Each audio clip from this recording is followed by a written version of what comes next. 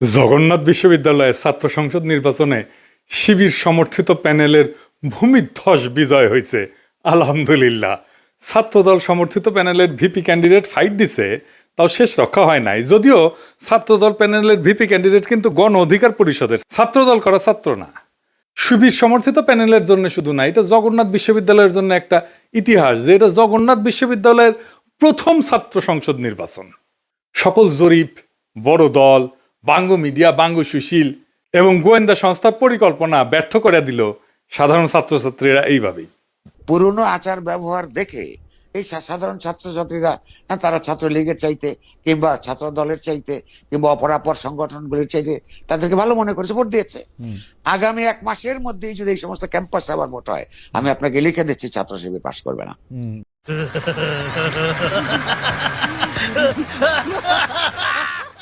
ইদানিং তো আবার জরিপ চলতেছে।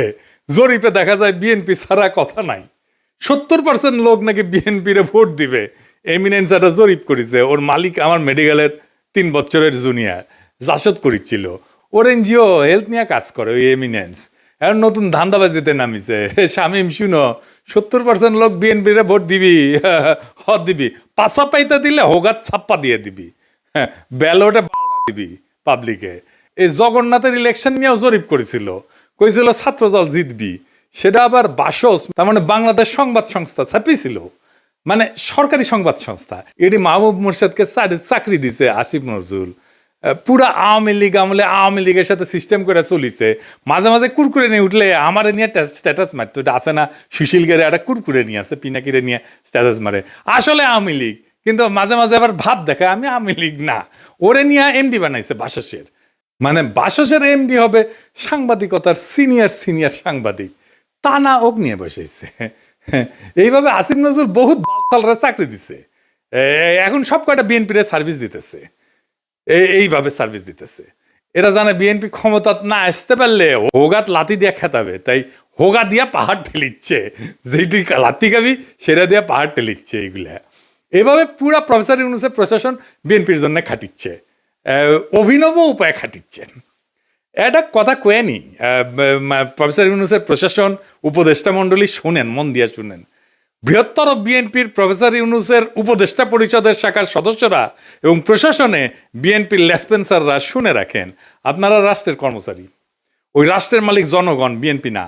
মাথায় রাখেন, একদিন না একদিন জনগণের সরকার আসবে ক্ষমতাত, সেদিন কিন্তু কোনো ছাড় পাবেন না। সেই সরকার প্রফেসর ইউনূসের সরকারের মতো ধ্বজভঙ্গ সরকার হবে না।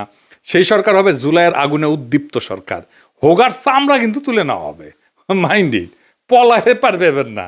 রাষ্ট্রের কর্মচারী হিসেবে নিরপেক্ষ থাকবেন, সামান্যতম পক্ষপাতিত্ব করবেন তো সেইটার কাফফারা দিতে হবে, মাপ নাই। সেই কাফফারা ভয়ঙ্কর হবে, সরি কওয়ার কলের টাইম পাবেন না।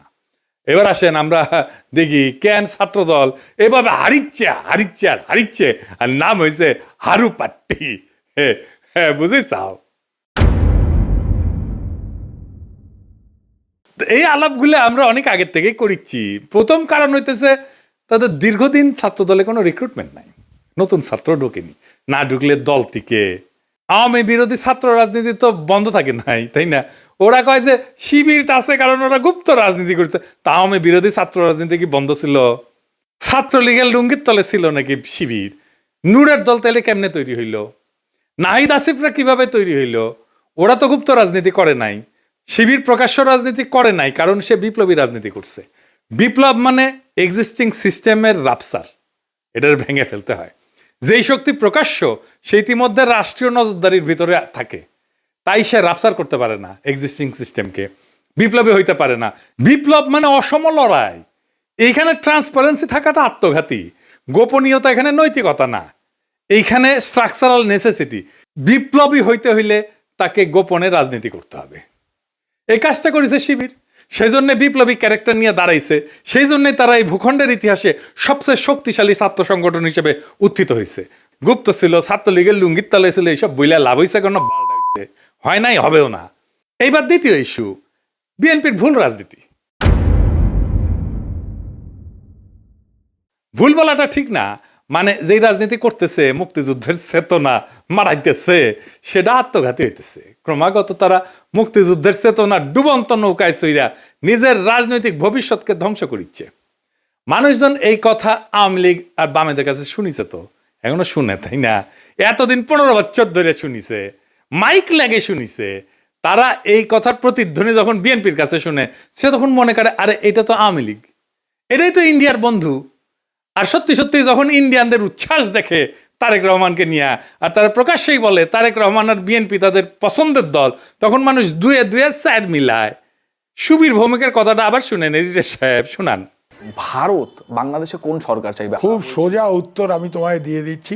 Awami League is not in election, next best option is BNP, obviously not জামাত।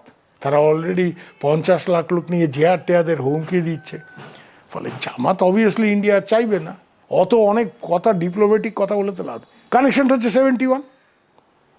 আমরা একসাথে, আমার সৈন্য এবং মুক্তিযোদ্ধারা রক্ত ঝরিয়েছে, সেই সুবাদে Awami League. This is the historical fact. তো এই জায়গাতে হঠাৎ করে আজকে অন্য কিছু ডাইনামিক্স চলে আসবে, এটা তো আশা করাটাও ভুল। কিন্তু যে গভর্নমেন্ট আসবে তার সাথে ইন্ডিয়াকে তো ডিল করতে হবে। শুনেছেন? এই সুবীর ভৌমিকের কথাটা কাইটে নিয়ে মোবাইলে সেভ করে রাখবেন, আর ভোটার ক্যাম্পেইনে গেলে এটা ভোটারদের শুনেবেন, কাম সারা হয়ে যাবে। ভোটার পাশায় ছাপ দিয়া ভোট দিবে বিএনপিতে। আর তার উপরে যদি দেখে সেই আওয়ামী লীগের অলিগার্ক লবণ কামালদের সাথে তারেক রহমানের হাত মিলায়, তখন পাবলিকে বুঝে যায় এটা সেই আগের বন্দোবস্ত। আমরা হাসিনাকে তাড়াইছি, কিন্তু তার তৈরি বন্দোবস্ত এখনো আছে, আর এই বন্দোবস্তের মালিকানা নিছে বিএনপি। আওয়ামী লীগের এই বন্দোবস্ত, এই শক্তি বিএনপিকে আশ্রয় করে আবার শক্তি নিয়ে ফিরে আসতেছে, যেন আপা চট করে ঢুকে যাইতে পারে। ইউনিভার্সিটিগুলোতে বিএনপির এই অবস্থা হইতো না যদি আমার চাইনিজ বুদ্ধি নিত। সেটা তো বিএনপি শুনবে না, সে শুনবে ভুট্টো সাহেবের কথা। যাই হোক, আমার ক্ষুদ্র ভাতারা কবে আন্নার কাছে দাদা সব স্ট্র্যাটেজি থাকে না, তা থাকে না। তাই স্ট্র্যাটেজি আমি বানাইবার পারি, কয়া দিতেছি, কমো কয়া দি। এখন তো কয়া দিলেও কোনো লাভ করবার পারবি না, কিন্তু কয়া দি যে কেমনে এটা করা যায় গেল নি। আসেন এটা শুনি দেখি, মজা পাবেন কলে। ছাত্র দলে যে রিক্রুটমেন্ট নাই, এটা তারেক রহমান সহ সব বিএনপি নেতারা জানে, স্থায়ী কমিটির সবাই জানে, স্বীকার করে, কিন্তু এইটারে কেমনে ম্যানেজ করবে সেটা জানে না। এই প্রসঙ্গে একটা প্রফেশনাল গল্প বলি আর কি, খুব বেসিক কনসেপ্টের গল্প আর কি। প্রোডাক্ট লাইফ সাইকেলের মার্কেটিংয়ের একটা খুব বেসিক কনসেপ্ট কি সেটা, যে কোনো প্রতিষ্ঠানের, মানুষের, দলের, পণ্যের একটা লাইফ সাইকেল থাকে বা জীবন চক্র থাকে। মানে জন্ম, বেড়ে ওঠা, তারুণ্য, যৌবন, বার্ধক্য, মৃত্যু, মানুষের যে জীবন চক্র ঠিক তেমন একটা দলের বা পণ্যের ঠিক এরকম লাইফ সাইকেল বা জীবন চক্র থাকে। প্রথমে এটাকে বলা হয় ইন্ট্রোডাকশন বা উদ্ভব পর্ব, গ্রোথ বা উত্থান পর্ব, ম্যাচুরিটি বা আধিপত্য পর্ব, ডিক্লাইন বা পতন পর্ব। শিবির আছে উত্থান পর্বে, ছাত্রদল আছে পতন পর্বে। বুঝছাও, এইটা সব দেখে দেন কে কোনটি আছে। এই লাইফ সাইকেলকে চাইলে এক্সটেন্ড করা যায়।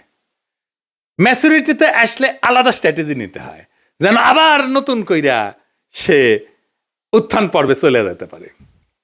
এই পতন পর্ব শুরু হইলেও আবার তাকে উত্থান পর্বে নিয়ে যাওয়া যায় কলে কিছু কিছু বিশেষ ক্ষেত্রে, কিন্তু একটা জায়গা আনা যায় না।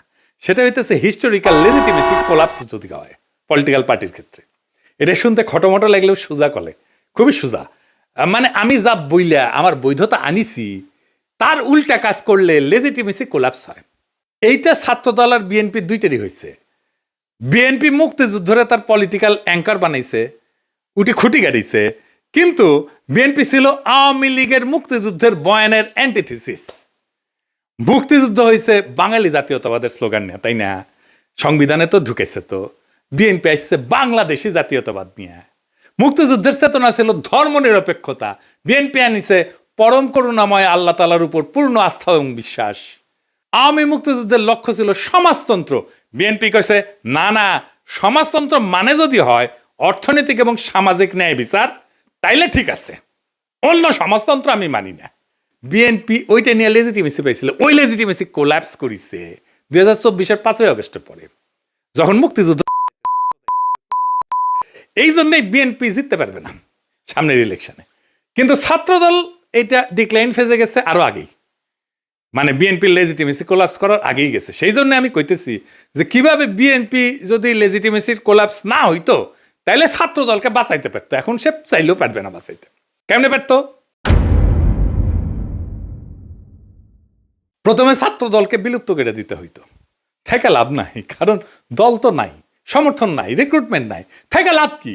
ভোটে জিতে না, হারু পাট্টি। তাইলে এটারে বিলুপ্ত কইরা সবাই রে বৈষম্য বিরোধী ছাত্র সংগঠনে একীভূত করতে হইতো। এটা হইলে বৈষম্য বিরোধী ছাত্র সংগঠনের সবচেয়ে বড় স্টেক হোল্ডার হইতো ছাত্রদল থেকে আসা লোকগুলা। বৈষম্য বিরোধী ছাত্র সংগঠনই হইতো বিএনপির গণছাত্র সংগঠন। সে আরো বৃহত্তর ঐক্যের চেষ্টা করতো, ছাত্র অধিকার পরিষদকে নিত, ইনকিলাব মঞ্চকে নিত, এরকম ছোটখাটো দলগুলোকে সে ঢুকায় ফেলতো, একীভূত করে ফেলতে পারতো। তাইলে শিবিরের একটা শক্তিশালী বিরোধী দল দাঁড়াইতো। এটা হইলে শিবিরের সাথে শক্ত ফাইট দিতে পারতো, অনেক জায়গায় জিতেও যেতে পারতো।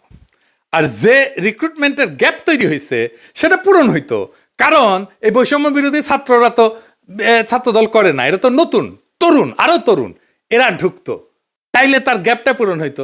এখন ইলেকশন হইতেছে আর মারা খাইতেছে বিএনপি, নামই হয়ে গেছে হারু পাট্টি। এখন আমার ক্ষুদ্র ভাতারা একটা বিরাট কোশ্চেন করে ফেলতে পারে আমাকে, আমি কালে ডরে আছি। হ্যাঁ, যে কয় যদি দাদা দলে যদি এইভাবে লাইফ সাইকেলের মধ্যে যায়, উত্থান পতনের মধ্যে দিয়া যায়, তাহলে তো আমেরিকা রিপাবলিকান আর ডেমোক্রেটদের মইরা ভূত হয়ে যাওয়ার কথাই ছিল। এইগুলো তো ভালোই টিকে আছে। তো মাঝে মাঝে বুঝছাও আমার মনে হয় যে আমি দিনে 4-5টা করে ভিডিও বানাই, ব্যানে এগুলো ব্যাখ্যা করি। মেলা কোশ্চেন আছে সবার মাথার, তাই না? হ্যাঁ, এটা খুব ইন্টারেস্টিং প্রশ্ন করে করেছেন আপনারা, না করলেও কয়ে দিলাম, তাই না? আসেন এবার বুঝে দেখি। আমেরিকান রিপাবলিকান আর ডেমোক্রেটিক পার্টি এটা স্বাভাবিক রাজনৈতিক দল না, ওইগুলো কার্যত রাষ্ট্রের ভেতরে একটা ইনস্টিটিউশনালাইজড পাওয়ার মেকানিজম। এটা কি? এটা প্রতিষ্ঠান হয়ে গেছে, এটা দল নাই, এটা রাষ্ট্রের সাথে একীভূত হয়ে গেছে, অনেকটা চাইনিজ কমিউনিস্ট পার্টির মতো। তাই ওদের পতন হয় না, ওদের রূপ বদলায়।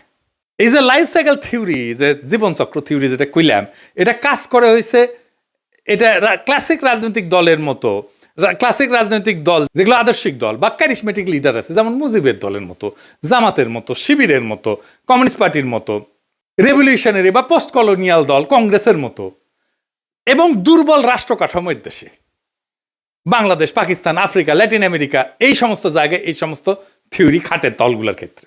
কংগ্রেসের মরে যাওয়া দেখে বুঝতে পারতেছেন, বিজেপির উত্থান থেকে বুঝতে পারতেছেন। আমেরিকান পার্টিগুলো আলাদা, রিপাবলিকান পার্টি, ডেমোক্রেটিক পার্টি, কোনোটাই কোনো ইডিওলজি না, কিন্তু কোনোটা একজন লিডারের উপরে দাঁড়ানো না, আদর্শিক নেতা নাই, কোনোটা একটা শ্রেণীর একচ্ছত্র প্রতিনিধি না, বরং এরা হইলো একটা নির্বাচনী ঐক্যের একটা ফ্রন্ট। এবং এরা কখনো পতন হয় না কয়েকটা কারণে, আমি এটা করে বলি।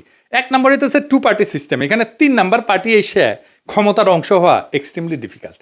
সেই জন্য এই 2 পার্টির বাইরে আসলে কেউ যাইতে চায় না, রিস্ক নেয় না। আমেরিকার মানুষ রাগ করলে নতুন দল বানায় না, পুরানো দলের ভিতরে ঢুকে সেটা বদলানোর চেষ্টা করে। এবং আপনি দেখবেন রিপাবলিকান এবং ডেমোক্রেটিক পার্টি দুটেরই বদল হয়েছে ভিতর থেকে মেলাবার, 1-2বার না। এই কারণে দল ভাঙে না, ভেতরের রূপটা বদলায় যায়। এখানে পার্টি মানে কিন্তু দর্শন আদর্শ না, রিপাবলিকান মানে একটা জিনিস না, কিন্তু একটা পার্টি না। এর মধ্যে রিগানের কনজারভেটিভ পার্টি আছে, বুশের নিউকন আছে, ট্রাম্পের পপুলিস্ট পার্টি আছে, ন্যাশনালিস্ট পার্টি আছে। ডেমোক্রেটিক মানেও এক জিনিস না, ক্লিন্টনের নিও লিবারেল আছে, ওবামার টেকনোক্রেটিক পলিটিক্স আছে, বার্নি স্যান্ডার্সের ডেমোক্রেটিক সোশ্যালিস্ট আছে। তাই ভেতরের আইডিওলজিকে নেতৃত্ব দিচ্ছে, সেই আইডিওলজিটা বদলায়, কিন্তু পার্টি থাকে। আর একটা জিনিস হচ্ছে স্টেট পার্টি, একটা ফিউশন হয়েছে আমেরিকা, পার্টি আর স্টেট একসাথে মিলে গেছে। যেমন ধরুন কংগ্রেস ককাস বলে একটা জিনিস আছে, যেখানে 2 পার্টি একসাথে কাজ করে। স্টেট গভর্নর নেটওয়ার্ক যেটা, সেখানে 2 পার্টি একই সাথে সমান শক্তিশালী, থিঙ্ক ট্যাঙ্ক, তারপরে যে ডোনারদের ক্লাস, মিডিয়ার যে ইকোসিস্টেম, এই সব কিছু মিলে এটা একটা সংগঠন না, এটা একটা পাওয়ার ইনফ্রাস্ট্রাকচার হয়েছে। আমেরিকান এলিটদের যে কনফ্লিক্ট, এইটা ম্যানেজ করা হয় এই 2 পার্টির এই সিস্টেমের মধ্যে দিয়া। এই 2 দল আসলে এলিটদের মধ্যে পাওয়ার শেয়ারিং মেকানিজম, জনগণের যেটা ক্ষোভ এটাকে ইনস্টিটিউশনাল চ্যানেলের মধ্যে ঢুকে দেয়। আর এরা ক্রাইসিসে ভেঙে যায় না, রিব্র্যান্ড করে নিজেদেরকে। যেমন ধরেন ভিয়েতনাম যুদ্ধের পরে ডেমোক্রেটদের রিফর্ম হয়েছিল, সিভিল রাইট মুভমেন্টের পরে রিপাবলিকানরা একটা সাউদার্ন স্ট্র্যাটেজি নিয়েছিল, 2016-তে সেটাতে ট্রাম্পের নতুন তত্ত্ব, এই পপুলিস্ট তত্ত্ব নিছে। তারা ইডিওলজিক্যাল রিসাইক্লিং করে। তার মানে কি ওরা কখনো মরবে না? মরবে, কিন্তু পার্টির নাম মরবে না, ভেতরের আত্মা মরে যাবে। আজকের রিপাবলিকান পার্টি লিঙ্কনের রিপাবলিকান পার্টি না, আইসেনহাওয়ারের রিপাবলিকান পার্টি না, আজকের Democratic party John F Kennedy Democratic party না, বা ফ্র্যাঙ্কলিন রুজভেল্টের ডেমোক্রেটিক পার্টি না, কিন্তু লেভেলটা টিকে থাকে দলের, কারণ লেভেলটাই পাওয়ারের টিকিট। বাংলাদেশের দল মানে রাজনীতি, আমেরিকায় দল মানে রাষ্ট্র পরিচালনার সফটওয়্যার। সফটওয়্যার তো আপডেট হয়, ডিলিট হয় না, ইনকাই আর কি, সেই জন্য এগুলা ডিক্লাইন হয় না। তো জগন্নাথ বিশ্ববিদ্যালয়ের নতুন ছাত্র সংসদকে অভিনন্দন। এই বিজয় কোনো দলের কিন্তু একক বিজয় না, এটা সাধারণ ছাত্রছাত্রীদের বুদ্ধিবৃত্তিক বিদ্রোহের ফল। আপনাদের সামনে কাজ অনেক। আপনাদের ক্যাম্পাসে এখনো পর্যাপ্ত ক্লাসরুম নাই, পর্যাপ্ত টয়লেট নাই, বিশেষ করে নারীদের টয়লেট নাই, স্যানিটেশন সংকট আছে, আবাসন নাই, ক্যান্টিন নাই।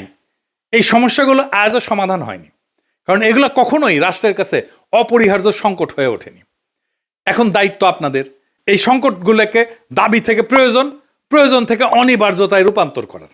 রাষ্ট্র সাধারণত তখনই নৈরাচরে বসে যখন বোঝে এই সমস্যার সমাধান না হলে স্বাভাবিক শাসন চলবে না। আমি বিশ্বাস করি ঐতিহাসিক ছাত্র সংসদ যদি সংগঠিত, ধারাবাহিক এবং নৈতিক চাপ তৈরি করতে পারে, তাইলে এই ক্যাম্পাসের বাস্তবতা বদলাইতে বাধ্য হবে। আর একটা কথা পরিষ্কার করিয়া বলি, প্রফেসর ইউনূসের সরকার এবং প্রশাসনকে রাষ্ট্রের কর্মচারীরা কারো দলীয় সম্পদ না। রাষ্ট্রের মালিক জনগণ। সময় বদলায়, সরকার বদলায়, কিন্তু দায় থেকে কেউ কিন্তু মুক্ত হয় না। আজ যারা সিদ্ধান্ত নিচ্ছেন যে আপনারা বিএনপির ক্ষমতায় আনবেন এবং বিএনপির লেসপেন্সারি করবেন, আপনাদের মনে রাখা উচিত ইতিহাস কখনো হঠাৎ বিচার করে না, কিন্তু একদিন ঠিকই হিসাব খুঁড়ে নেয়। আর এই ছাত্র সংসদের কাছে আমার প্রত্যাশা একটাই, আপনারা ভবিষ্যতের জন্য রাজনীতি তৈরি করবেন। এই ক্যাম্পাসের ভাষা যদি বদলায়, তাহলে দেশ বদলাতে তো সময় লাগবে না। আশা করি আগামী ফেব্রুয়ারিতে আমাদের বন্ধুসুলভ সরকার আসলে আপনাদের যতগুলো সমস্যার কথা বললাম, এই সমস্যাগুলোর সমাধানের জন্য আমি ব্যক্তিগতভাবে আপনাদের সাথে থাকব। ফেব্রুয়ারিতে আমাদের ফ্রেন্ডলি সরকারি ক্ষমতায় আসতেছে ইনশাল্লাহ। চান্দাবাজ, ধান্দাবাজ, লুটেরা, ইন্ডিয়ার নব্য লেসপেন্সারেরা ক্ষমতায় আসবে না। আমি যে এপিসোডের পরে ইনকিলাব বলি, ওইটা কিন্তু শুধু স্লোগান না। ইনকিলাব মানে বদল, ইনকিলাব মানে বিপ্লব, ইনকিলাব মানে ভেঙ্গা চুইরা নতুন ভাবে গড়ে তোলা, ইনকিলাব মানে দেশ এবং জাতির জন্য অপরিহার্য হইয়া ওঠা। ইনকিলাব জিন্দাবাদ।